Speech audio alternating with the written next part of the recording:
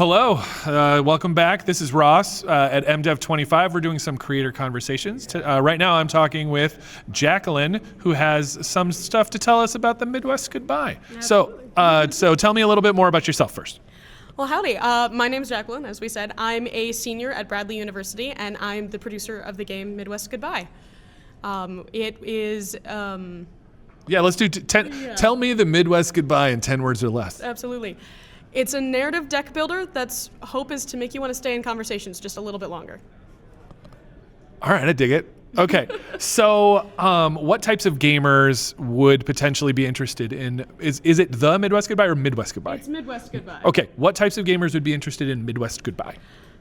Kind of the same kind of people that made it. We're a bunch of college students who just watched a lot of our friends graduate and are feeling that emotion of, oh, I had to say goodbye in a way that I wasn't expecting to have to. And we're all seniors now that are about to all say goodbye to each other at the end of the year. So it's a deck building game, but it's about relationships. Yeah. So the way that it works real quickly here, it's a narrative deck builder. You're a kid and you're going to go through a couple different moments of life.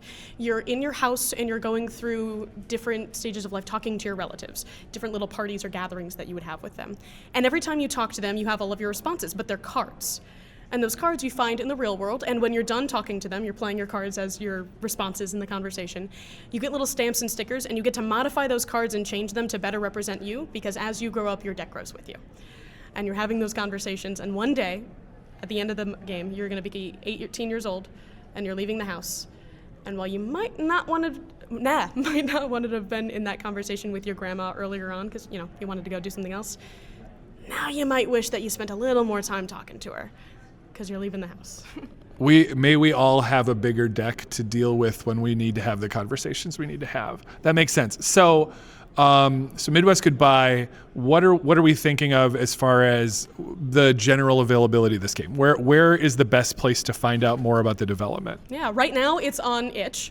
And since it was made over the summer by a group of college students as like a practice for our capstone project, we're hoping to work on it a little bit more, but most of the development's already been done. We've just got some polishing touches here or there that we're hoping to add later in the year, and then we'll post another version on itch. Our end goal is hopefully Steam, but for the time being, we'll keep posting those updates on itch whenever we've got them. And you're aiming for PC as the platform? Yes, it is a PC, computer, keyboard, mouse game. Sweet. Now, what are the types of games that inspire you? Ooh, me personally, I don't play video games very often. Fun fact, I'm a board game person, so... Ooh, what are the board games that inspire you? Oh, geez. I mean, the first one that comes to mind is Settlers of Catan. You can't go wrong. But at the end of the day, I like board games because unlike video games, which can bring people together, typically are played one-on-one or by yourself in front of a screen, and a board game brings people together in a physical location, and I kind of see them as a tool for a greater conversation. And our hope with Midwest Goodbye is that it's the same thing. That by playing it, you're gonna want to go call your grandma when you're done. You're gonna want to start that greater conversation with your family and friends. Shout out to the grandmas out there. Shout out to the grandmas out there. Everyone should go call their grandma. It's probably been a minute. Go call your grandma. Now, seeing as we're at MDEV right now, what does being at MDEV mean to you?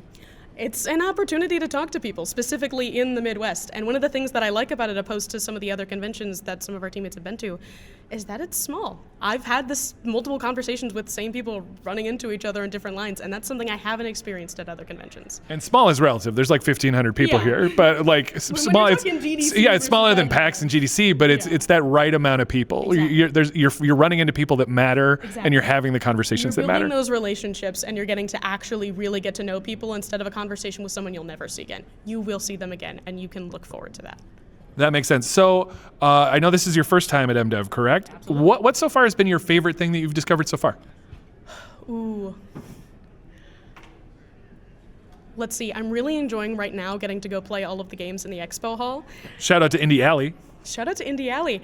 And I'm going to shout out one of the other games. I just finished playing Dynamite with some of my friends. They brought a whole couch, guys, for their couch co-op game, so that you actually got to play it with friends on a couch. And that was pretty cool. It is mad fun. It's very fun. So let's talk about Midwest-specific mechanics. Absolutely. So this is about, we're talking about the Midwest Goodbye, where that tends to happen forever. Absolutely. And often that is seen as a problem. You're trying to get them out of your house, and they won't leave. Yeah. The Midwest Goodbye is the turning it on a head. It's the desire to spend time with people that matter. So was that part of the name that this came about? Yeah, so the game started a little bit as a joke, where the initial pitch conversation was being at a party and needing to leave, but needing to remember to say the right thing to every person, so it's taking you absolutely forever to leave and you're a little frustrated about it. And then one of our team members went, but what if it was needing to say goodbye and wanting to take longer and wanting to talk to your relatives, and then we really hit you in the feels and we went, oh. Yeah, Well, now we have to. that's better. That's better. That's Yeah. better. Now we have to. And so we had kept the original title, but we got to the end and we started realizing, okay, we need to decide what the title means for the game. And one of the reasons we kept it is a lot of people, when they say the Midwest Goodbye, it's a bad thing. It's a joke. It takes absolutely forever to leave and you want people to leave. But we wouldn't be doing it if we didn't want to, right? When we get stuck in the Midwest Goodbye, it's because we enjoy talking to people and we want that human connection for a little bit longer. A lot of it is saying, look, I really should leave, but I'm definitely staying here Yeah. because what I'm going to isn't as good as being here now. Exactly. So we wanted to play with something that introduced itself with the idea of you want to leave as quickly as possible. And throughout the game, what we're telling you to do is to get out of conversation, is to leave as quickly as possible. But what we want you to do by the time we get to the end is stay there as long as you possibly can, because you are not ready to say goodbye. That's pretty awesome. Now, if we can stay partially on topic but veer off a little bit, what do you think are Midwest traditions or cultural things that are underutilized in games? Because the Midwest Goodbye 100% qualifies as one of those things. Are there any other unearthed cultural Midwest like social scripts or things that are uniquely Midwest that we feel that there should be games about, but they just don't exist yet?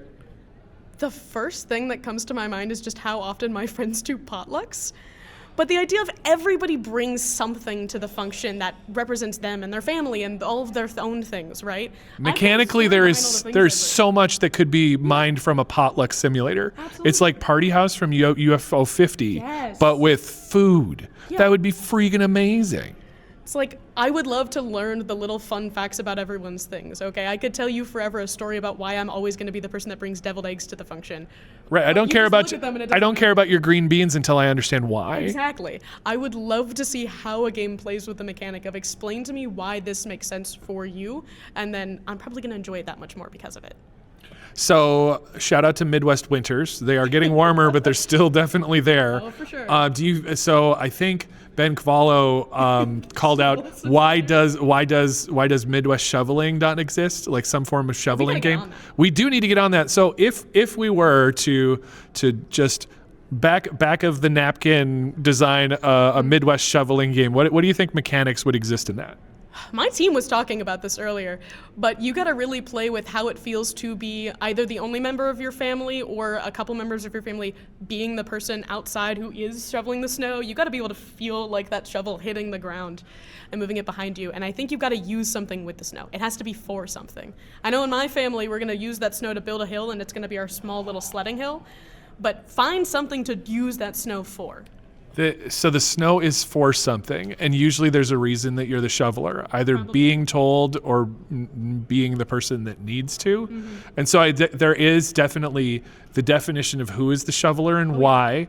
Could be a mechanic that either gives you power-ups and disadvantages, like I'm a kid, I can't lift as much, but I've got limitless energy or whatever. Like I feel like that is like your player choice there, and then the output of is the snow is it for a snowman? Is it just to, is it to get to work? What is it? You've got different reasons you need to clear the snow on different days, and you have to choose who your shoveler should be based on that. Is it the kid who's there to have a good time, or is it mom is going to be home from work in 30 minutes and she cannot get her car in the driveway? Yeah, and one of the options is like teenager, and then like sometimes they would just not respond to input because they just won't. Yeah. Like, yeah, I could see totally that. They just didn't see their phone. They didn't realize that somebody told them to do that. Your phone could be the thing that's all of a sudden you hear bzz, bzz, and then like they just stop shoveling. You're like, sorry, they're Instagramming. You can It's over. upgrade to a snowblower at some point in time. I love it. Yeah. So not that we're planning an entire game that's not your game. But yeah. So talking about the you want to emulate a Midwest goodbye where we're going to the end? I mean, well, if we really start right about now. It's about that time. It's about that time. I mean, I suppose. But before we do the Midwest goodbye, I think one of the parts of the Midwest is giving flowers and shouting out gratitude for the people that have helped get us to where we are. Now would be a great time. Shout out, provide some links, do whatever plugs you want for people you think deserve it. Yeah. So our whole team are students from Bradley University. And Where is Bradley, by the way? Peoria, Illinois. We've got a great game design program, and I highly recommend people take a look at it. For anyone who's currently here at MDEV, we've got a booth, and we're doing a cross-play game jam soon. So we're really hoping to get a lot of other schools to come make some games with us. We're excited to get to work with a lot of other people. Awesome. In addition to Bradley, anybody else you want to shout out? Ooh, off the top of my head. Nothing that's immediately coming to mind. I've got all the other Bradley projects on my mind, so I mean, I could run you down the list. Yeah. Let's go down the Bradley. Shout out the other Bradley projects. Shout out the other Bradley projects. Everyone should go play Cubed by Liz. That's a senior capstone from last year. Everyone should go play Eye of the Arame. That's our last year's master's project over there. And then that's the photography one, right? Yes. Yeah. And then I believe tomorrow, 2 of our current juniors are going to have a game that they made over the summer, just the 2 of them. I'm trying to remember what it is. I think it's called Snake Eyes, but it's something like that. It's on Steam. Sweet. Yeah, check out the Bradley projects, everybody. Other than that, I mean, are there any leftovers that you wanted? I could probably share. We got enough for everybody. It's true. You're going to have to take some of this home with you. Oh, yeah. My mom would never love it if I brought all of it home. And her cooking is so great that I could not say no. Exactly. So if you give me some of your grandma's casserole, I'll give you some Sure. of my cookies. We'll share the grandma's stuff. Everybody will get some cookies and carbs. Right, and you'll send me that recipe? I will, yes. It's a very closely kept secret, but for you, I think I could get her to share it. I really appreciate that. Well, it's about that time. It is. I suppose I got to get going.